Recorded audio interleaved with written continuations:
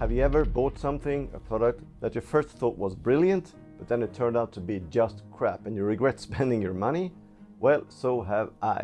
And don't we feel a little bit stupid afterwards believing in the product in the first place? So today it is all about 3 things I should have never bought. Welcome to a new episode, and if you're new to the channel, this channel is all about hiking, gear reviews, tips and tricks and backpacking thoughts, and often from an ultralight perspective. And if that is something you like, don't forget to subscribe. Now, today it is all about the things that we regret that we bought. And don't we all have a lot of gear just laying around that didn't turn out the way that we hoped? I do understand that someone's trash could be another man's treasure, so please forgive me if I do mention your favorite piece of gear. I mean, no offense, but the 3 things I'm about to mention, I do believe is really bad gear and I wouldn't recommend them to anyone. Okay, here we go. Item number 1. Yes, a Poncho-Tarp. It is a rain poncho that can be turned into a tarp, and this is actually the worst piece of gear that I have ever bought. I mean, it seems like a good idea to have only one piece of gear that can cover for both your need to protect you from the rain and for you to have a shelter for the night. All in one piece of gear. Ain't that great? Well, I can't deny that I thought it to be brilliant at the time, but when I tried it out at home and putting it on with my backpack on, just to put the poncho on yourself with no help, yep, like you can see, it's a challenge. When I finally did it and I had put it on, I could see that not only did I look stupid, I was also a big as a sail. Super big. Then it mostly covers the upper body with a lot of openings everywhere, so it is not the best protection from the rain and you are most likely to get wet or blown away, literally. I was like, no. But I didn't stop there. Nope, I went out to the garden and pitched it as a shelter. And yeah, as you can see, it was too short for me, and I did touch the tarp both with my head and feet, just laying on the ground. The only way it could work would be if you're shorter than me, or to pitch it in an A-frame. But because it is only 145 centimeters wide, it is very low and not very practical. No, like all universal products out there made for multiple use, it fails on both tasks it was supposed to achieve. And I wouldn't recommend this tarp to anyone else than maybe for emergencies. Instead, if you are interested in a tarp setup, buy a good sized tarp or like an MLD Trail Star or something, then also buy dedicated rain gear, a rain jacket and a rain kilt perhaps. It is so much easier to put on and it will keep you dry, at least from the knees and up. Well, the second thing was something that I bought at the same time as I bought the Poncho-Tarp, and the idea was to have them all together like a complete shelter. A BIVY? Well, think of it as a condom for your sleep system. My BIVY is completely waterproof in a heat reflective material and with a built-in mosquito headnet, so the idea is great.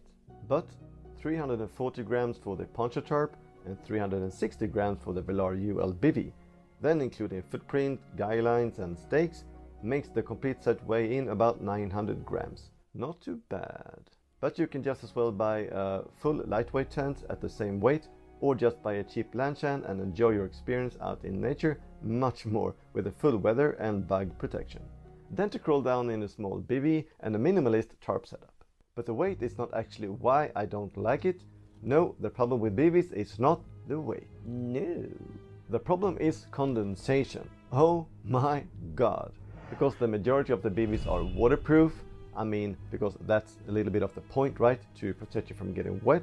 Because they are waterproof, they don't breathe very well. So you end up with all your sweat and all the condensation on the inside of the BIVY, and that would transfer to your sleeping bag, your clothes, your underwear and everything inside the BIVY.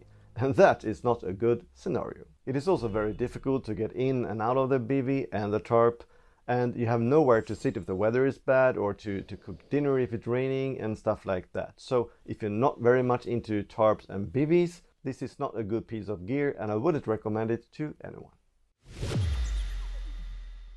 Well, this is going to be interesting because I know a lot of you just love synthetic sleeping bags.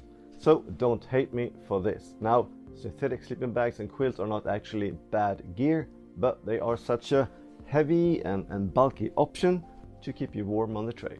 I mean, look at this. What? Now, this ain't so bad really compared to some of the older sleeping bags that I've owned that literally took up half the backpack. No, they have improved over the years, but a down equivalent to a synthetic sleeping bag is most of the time half the weight and half the bulk or more. Yeah, it is that big of a difference. So if you're not allergic, go for down. And also preferably hydrophobic down. That will make the down to absorb less water, and if it gets wet, it will dry out faster. It also prevents the down from clumping together inside your sleeping bag, and then also, because of that, lose its insulating properties. So, Only good stuff. and I get it, a synthetic bag is not all bad. Of course, and it is good for certain applications, like in humid environments and when you need to increase your temperature on your normal sleep system, just the way you layer up your clothes. Then you just have the synthetic bag on top of your down bag to increase the warmth and to take that condensation where the hot air meets the cold air, so that your down bag stays warm and dry. Other than that, well, they are also most of the time cheaper, making them a good budget option for beginners or those on a tight budget. Down bags and quilts often come with a hefty price tag and always with a discussion if it is ethically sourced down or not. Some people do choose a synthetic option just for that last reason, and I can't say I blame them. It is difficult to know where the down comes from, but I try to rely upon the information given on the website. If they say it is ethically sourced, I tend to trust them. But I also totally do understand if you don't.